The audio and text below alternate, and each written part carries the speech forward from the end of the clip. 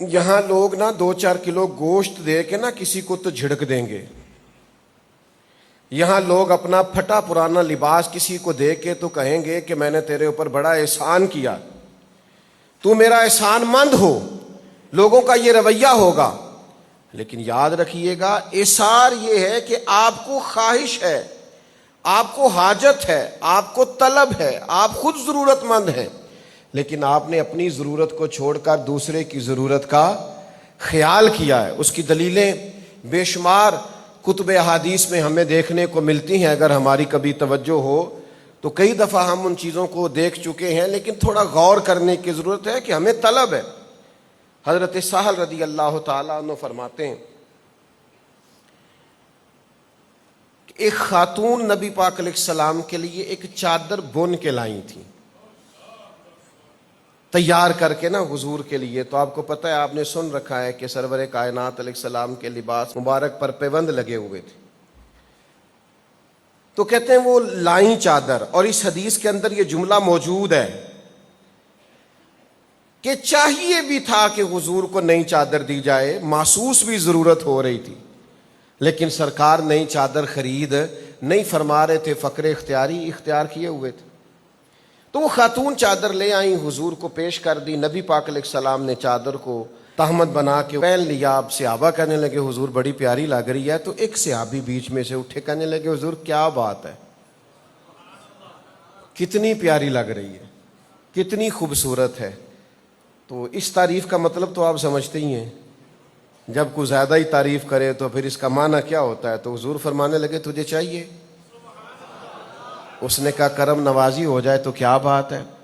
کریم اندر تشریف لے گئے اور حضور نے اس چادر کو اتارا, پرانے والی پیوند والی چادر پھر پہن لی, اور اس چادر کو طے کر کے محبوب نے اس غلام کو عطا کر دیا.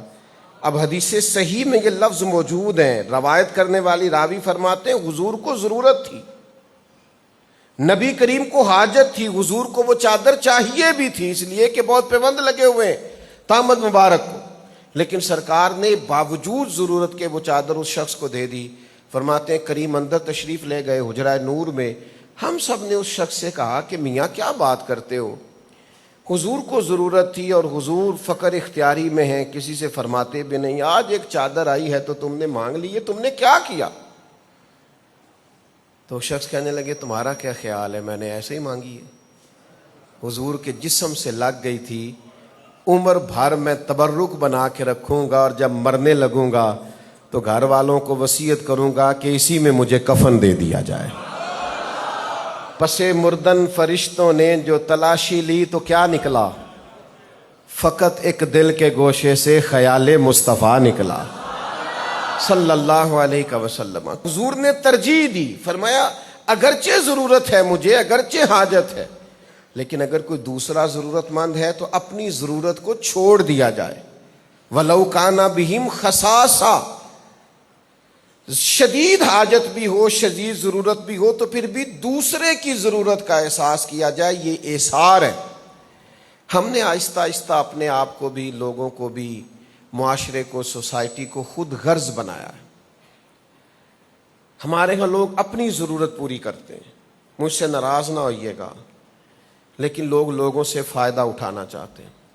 لوگ اپنے تعلقات کو بیچتے ہیں, عہدے اور منصب اور تعلقات, ان سے لوگ نفع اٹھاتے ہیں. بہت کم لوگ ملتے ہیں جو بے لوث ہوں, جو مخلص ہوں, جن کا ارادہ نفع لینے کا نہیں, محبت بانٹنے کا ہو. احسار یہ ہے کہ آپ قربانی دیں, آپ اپنی ذات پر دوسرے کو ترجیح دیں. آپ کو حاجت ہے, آپ کو ضرورت ہے, لیکن آپ دوسرے کا خیال کریں.